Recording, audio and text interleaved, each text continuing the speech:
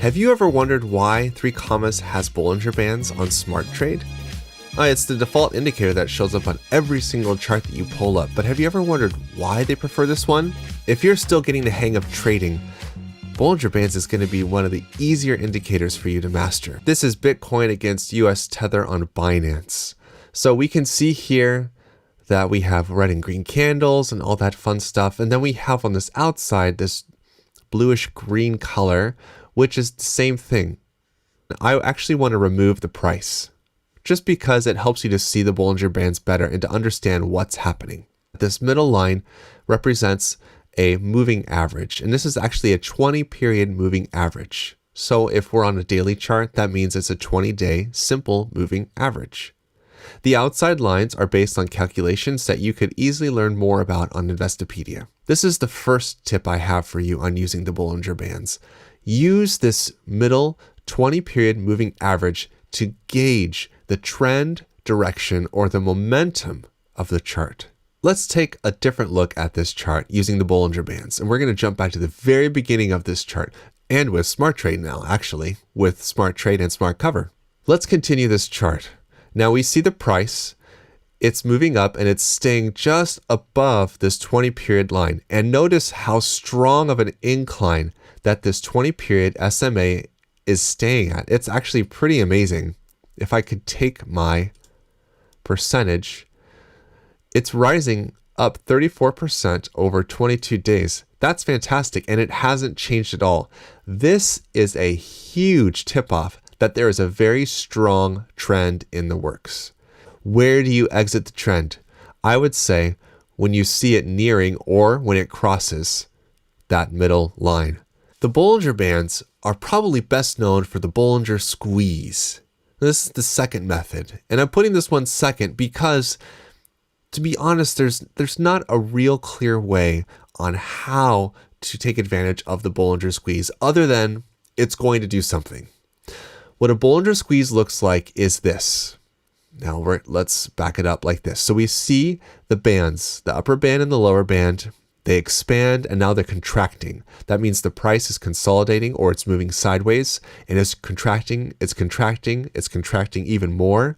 And then we see a move. We don't know if it's going to be up or down. Up until this point in the chart, let me see if I can zoom in a bit more. We can see the 20 SMA moving up. This is moving up. Everything looks great, but we get this. There's no real way to take advantage of the squeeze other than to watch out. The third method of trading with the Bollinger Bands is using the outer bands as support and resistance values. We're going to go back in time to where Bitcoin almost hit 20K and it fell down. We're going to zoom in right here. So this is on the 22nd of December of 2017. The price, so close, and then it fell. Now, if I was looking at it like this, which is how, let's just go back in time. This is what everyone was looking at. They saw this happen, and using the Bollinger Bands, we could see that we're still trending up. The lower band is moving up, the higher band is being pushed higher. And then we see this.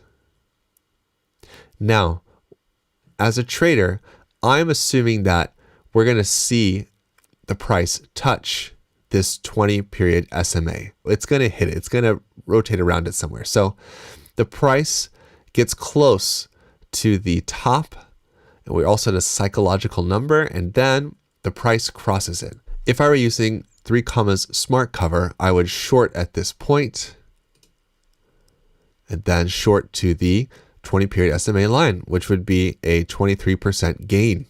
Instead of trading from band to band, I think it's a lot easier to trade from band to the midline. It's a lot safer, and this midline, because it's a moving average, you're going to see the price, especially in sideways markets, it's going to go up and down. It's going to oscillate over it. Let's keep following this through. So in a sideways market like this, we could take this and trade off of the lower band, trade here. So we could make 33%, short it down for 20%, trade it up. There we go. We see this rejection. We could trade down here, or we could trade, maybe we didn't catch it right here. We caught it right there. Trade to that line, that's 10%. It falls down again. It punctures this. So we can put our buys in this general area, And we're going to sell up to the 20 period SMA for 18%, which is pretty great. So you get the idea. So you'll notice that this method, trading from the outer band to the middle line, works best for sideways markets. It's not going to work so well here on a trending market. Although you can do it, it's a little bit riskier. It's better just to go where the money is going. Follow the trend. The trend is your friend.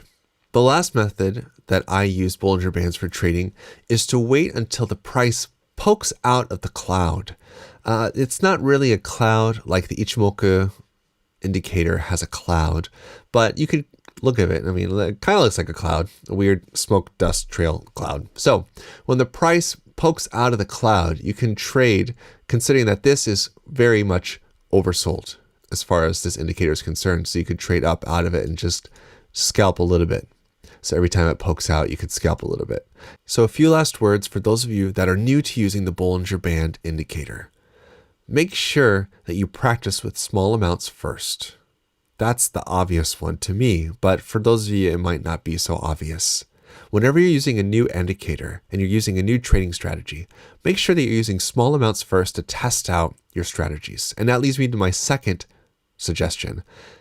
Develop a strategy. Pick one of these 4 that I've talked about in this video and try it out for yourself. See how it feels. Does it feel reliable? Keep track of your win-loss rate and see, is this method really working? And again, use small amounts. And the last one, which ties all 3 together, is use 3commas for this stuff. I mean, it's a no-brainer. Lastly, if you have any questions about using the Bollinger Bands, if you have any suggested trading methods using the Bollinger Bands, success stories, mess-ups, failures, any of that kind of stuff, leave a comment below and we'll get back to you. Don't forget to like, subscribe, and join our trading chat on Telegram.